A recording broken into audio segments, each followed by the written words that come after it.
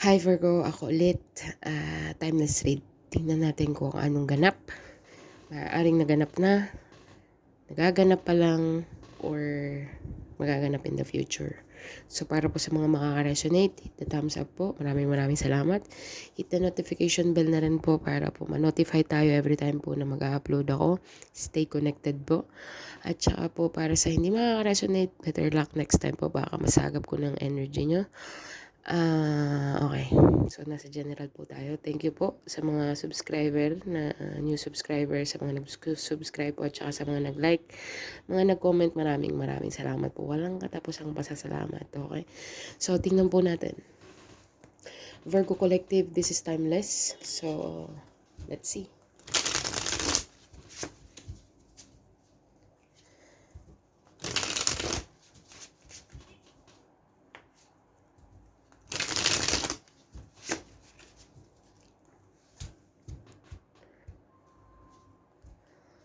For my Virgo Collective.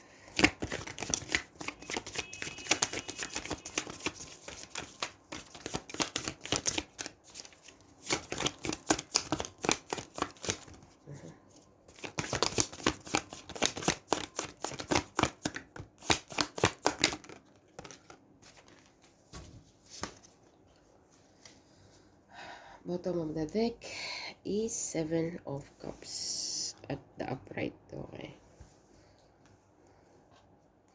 7 of Cups in the upright or in the reverse? I think it's in the reverse. Magician card in the reverse. The Hermit card in the reverse. And the 9 of Pentacles in the upright. Like, oh, what? Okay, we'll see. We'll see. Maybe merong energetically shift. Parang meron ako nakikita dito. Clarify the Magician card.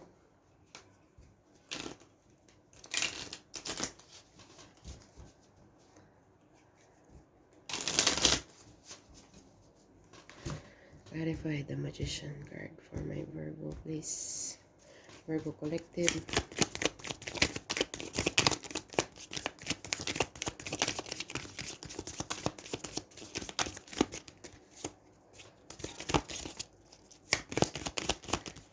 Hindi ko alam kung energy mo to, Virgo.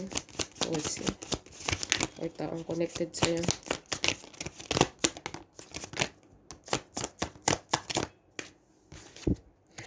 Page of Swords at saka the Justice card. Oh.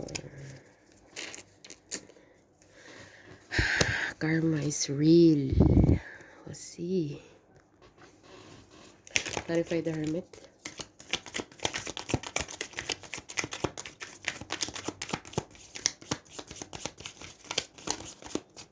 Two of Swords. And the 9 of Swords. Anyari? Virgo. Bakit parang nasa crossroad ka yata? Ay. Ay, 9 of Swords. Sinong stars dito? 9 of Pentacles. We'll see.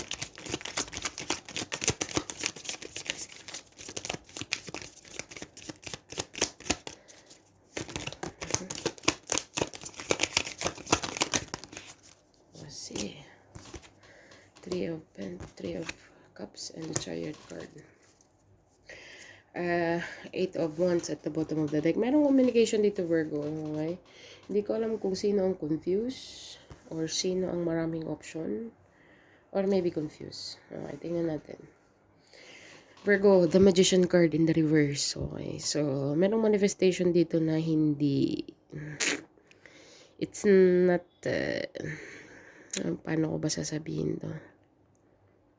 Karma to eh. Karma to. Itong combination na to. The Magician card in the reverse at saka Justice card. At saka the Page of Swords. Clarify ko pa nga. Medyo confused din ako. Baka ako yung confused. 6 of... This is a past person, Virgo. Okay, sa first row, ang nakikita ko lang dito, kung sino man ang gumawa sa'yo ng katarantaduhan or nagbabalak gumawa ng katarantaduhan or baka pero past person to eh. With the Six of Cups. Or maybe merong nangyari before. Okay. Kasi ang Justice card para sa akin is a karma card. Okay. So, I think this person is seeing you going back into the past. Sandali, ito nga. Medyo nako-confuse na rin ako sa mga pinagsasabi ko. Okay, i-clear ko The Magician card. Tsaka, Page of Swords, Justice card, at tsaka Six of Cups. Kung merong amang present person ngayon, okay, na hindi niya, yung mga action niya is not accurate, yan eh. Gets mo? Kasi nakikita ko dito yung ex mo. Nireceive niya na yung karma niya kung sino man yung ex mo, okay? Prinoseso niya yung karma niya. Okay? So, ngayon, itong past person mo is nostalgic about you. Okay? Actually, nag-i-spy siya. With the Magician card, I think sinabotahe, may something sabotage energy dito. Sabotaging the relationship with you before. Kung ex man to, ngayon, tinake niya na yung karma na dapat niyang i-take. Kumbaga sa examination, tinake niya na yung examination. Okay na. Naka-pass na siya sa test. Ewan ko kung naka-pass na siya dito. Pero, hindi ko alam kung still ongoing. Okay. Basta yung Magician card, it's all about reaping what you sow together with the Justice card. Ewan ko lang po sa ibang reader kasi bawat reader po is may kanya-kanyang interpretation sa card. Hindi lang naman po yung meaning ng card na nababasa namin sa libro at saka sa instruction. Which means, nasa reader po yan kung paano nila makita yung card combination, ganun ba? Gets mo? So, yun ang nakita ko dito, Virgo. Kung sino man tong past person mo, pinoproseso niya na or prinoseso niya na yung karma niya. Okay? So, dumaan siya kung sinabotahin niya man ang relationship niyo before. Ngayon, nasa nostalgic mode siya with the Six of Cups. Together with the spying card. Okay, so nag-i-spy siya sa'yo. Kung ano bang life mo ngayon, status mo ngayon. Are you good with your new relationship or what or something. Okay. But the Six of Cups sometimes can represent reconciliation. For me. Okay. Ewan ko lang sa mga ibang reader dyan. Pero yun ang pakaramdam ko dito.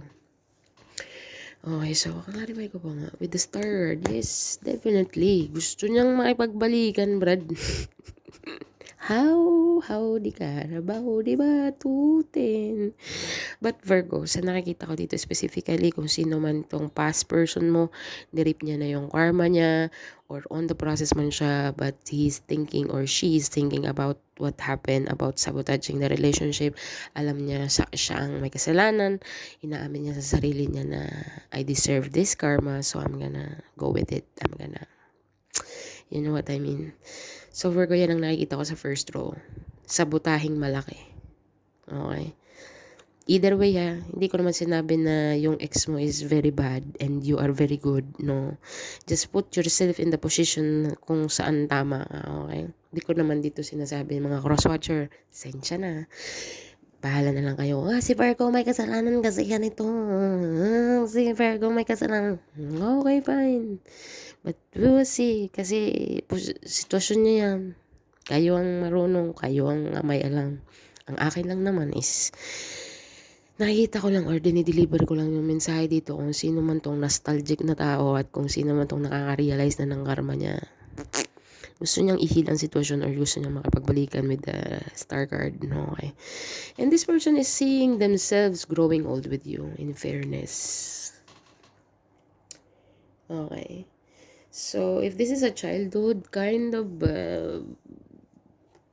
relationship before, baka siguro noon mga bata pa kayo, meron siyang desire na he's gonna grow old or she's gonna grow old with you. No one else. So, nasa spying mode siya. Kung tapos na siya sa karma niya or on the process siya sa karma niya. Hindi ko alam kung may anak ka dito or wala or something. Kung sino man yan para sa'yo. Basta past person to. Ano man ang sitwasyon mo, status mo ngayon. Single ka man, married ka man, or boyfriend, girlfriend ka man. Basta ex to. Nirip niya na yung karma niya, brad, or on the process. Pero gusto niyang i-heal ang sitwasyon. Hindi ko alam kung mag-reach out siya sa'yo or naghahanap siya ng lakas ng loob na mag-reach out sa'yo or baka hi, hello. I don't know, alam niya kung bakit siya nagsasuffer kasi dahil sa mga past action niya before, sinabutahan niya yung relationship big time. So ngayon, nagre-require siya or nag-aano siya ng healing. Bakit parang dalawa tong card na to? Ay, hindi. Sorry lang. Okay, so, yung nakita ko sa first row, Virgo, kung sino man yan sa'yo. Second row, the Hermit card in the reverse. Two of Swords upright at saka Nine of Swords. So, Virgo. Hindi ko alam kung sinong stress out dito at saka required dito na mag-introspect ka. Know thyself. What I mean is go within. Kailangan contemplation dito kasi nasa negative side ka na, you need to make a decision here, Virgo. Hindi ko alam kung ikaw ang dapat gumawa ng decision or another person or taong connected sa'yo, okay?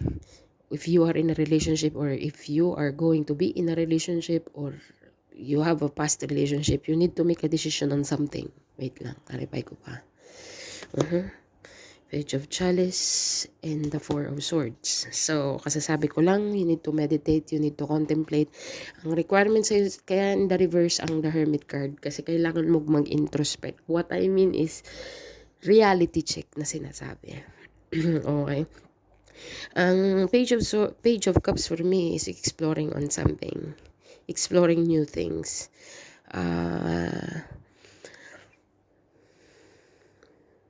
Pero meron kang scarcity mindset dito. What I mean, hindi scarcity, kumbaga hindi ka makatulog kasi meron kang iniisip. Hindi ko alam kung ikaw to ha, or the person that you're connecting with. Ilagay mo na lang sarili mo kung saan ka dyan nahulog. Basta merong isang tao dito na kailangan niya mag-contemplate ng to the max. At saka kailangan niya mag-decision dito. Either gusto niya tong new beginning or exploration or knowing something.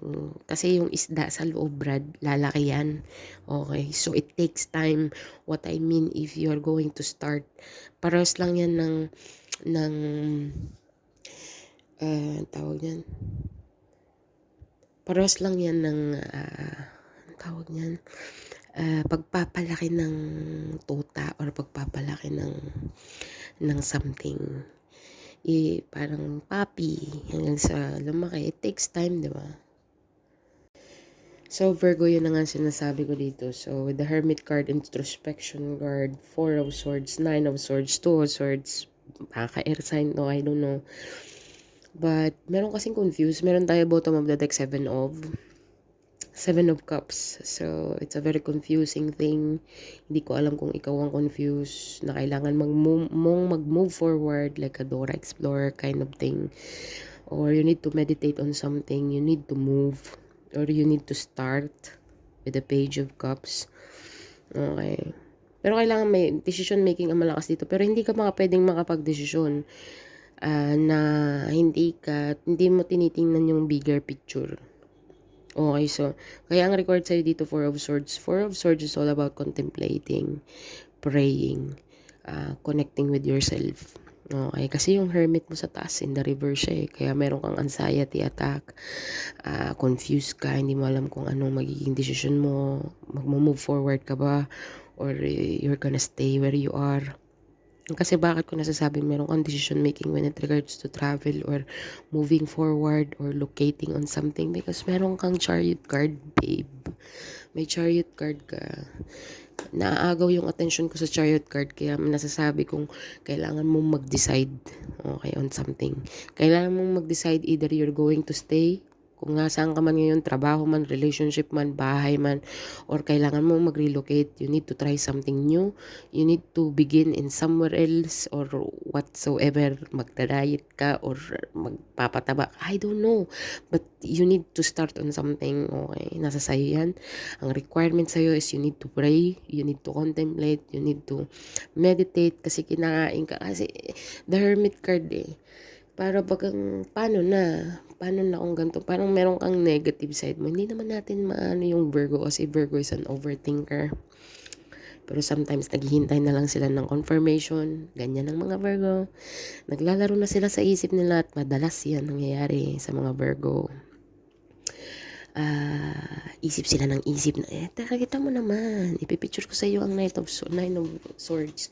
Nine of Swords is may demonyong hindi ka magtatagumpay. wala, mangyayari. Ganun pa rin. Sige, makinig ka dyan. Okay. Huwag kang magdesisyon. Nakasanayan mo na yan. Komportable ka dyan, kaya dyan ka lang. Okay. Pero ang requirements naman sa'yo dito is you need to contemplate. Opposite ng hermit card, kasi ang hermit mo is in the reverse. So you are not seeking or you are not seeing something, pero pag in the upright siya, ibig sabihin meron kang alam. Pero piling mo siguro sa sarili mo wala kang alam. Okay? Kasi dinideceive ka ng utak mo with the demonyo card here. Okay, so dinideceive ka ng utak mo. Ang daming nagcha-chatter sa utak mo. Okay, so ang requirement sa'yo is you need to stabilize your emotions, stabilize your mentality. For it's all about stabilizing. Okay, security. Kailangan mo mag-pray, kailangan mo mag-meditate if you are going to move forward. Okay. Gets mo, Virgo? So, yun ang nakikita ko sa second row. Sa third row is you have the Nine of Pentacles. Wow, in fairness, in the upright na siya. Okay. Sa una kong reading, naka-reverse siya. Ngayon, naka-upright na siya. Together with the three, clarified by the Three of Cups and the Chariot card. So, may celebration ka dito, Virgo. Nine of Pentacles, hindi ko alam kung meron kang kasama dito na partner or maybe you're going to reconcile with the past person. I don't know. It's up to you. Ay, ayoko ng past kasi past na nga siya. I know. Pero, masasabi ko lang sa'yo, nirip niya na yung karma niya. Hindi ko alam kung lalabas yan sa sarili niyang bibig. Malalaman mo. Hindi ko rin masisisi kung ayaw mo na magtiwala. So, kung sino man ang mga Virgo na ayaw na sa past, then let it fly, okay? Leave it behind, maybe it's not for you. But ang nakikita kong Virgo dito is meron pa rin siyang desire na mag-reconcile. Kasi ang Three of Cups para sa akin is reconciliation about something. Maybe nga nagbago na talaga siya. So, everybody deserves a second chance. Baka may Virgo dyan nagbubulong, second chance ng ina. Ano na nga? 15, 50, 100, 1,000 chance nang binigay ko. Wala pa rin. Fine, okay, fine. Ang nakikita ko dito past person eh. So, reconciliation about the past person, moving ahead, the Chariot card. Or maybe, I will clarify another. Let's see. Tower card, unexpected. Let's see if this is a new person. Ten of Cups, Nine of Pentacles, Tower card. Oh my goodness. Unexpected to. Hindi ko alam kung may babalik sa ex para kasi meron tayo ditong healing card eh, and the past person. You know. Justice card, karma card, spying card.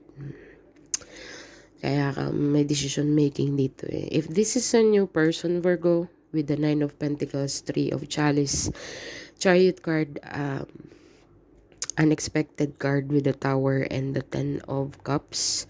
If this is a new person, then congratulations. Marami kayong challenges. Five of Wands. It's an obstacle, maraming against, maraming against. If this is a new person, okay. If you are going to getting along or you're in a good relationship, yes, there is challenges yan eh, but as far as I know, before you take this Ten of Cups, bago ka makarating sa Ten of Cups, is marami kayong kakaining bigas with the Five of Wands. It's a fight. It's an argument. It's a chaos kind of thing. Unexpectedly. Okay, kung magre-reconcile ka man sa past person, it's gonna be the same thing. Maraming magko-comment. Nagbalikan sila. Hindi nga. If it's not meant to be, it's not gonna be, you know. Ayaw ko ba't ako English na, pero ko ano ba yan?